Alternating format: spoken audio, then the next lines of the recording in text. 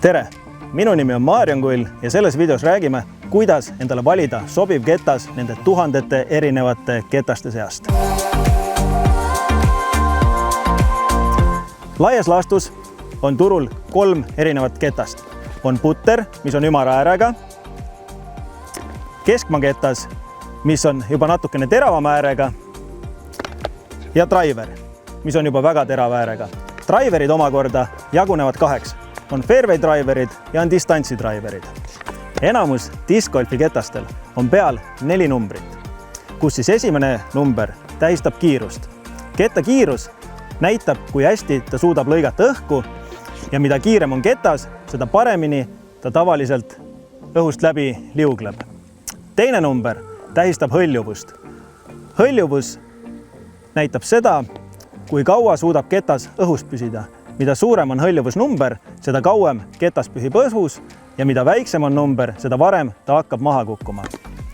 3. number on pööre, ehk siis ketta lend suurel kiirusel.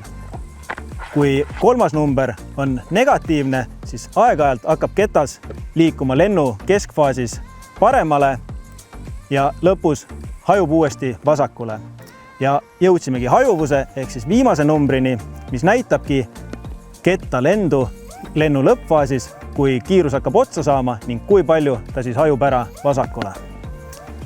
Alustavad mängijad võiksid valida esimesteks ketasteks ketta, mille kiirus ei ole suurem kui 9 ja mille pööre on negatiivne 2 või isegi veel madalam. Ehk siis kettad kiirusega 10–13 ja isegi 14 ei sobi väga hästi algajatele. Valida tuleks aeglasemad kettad.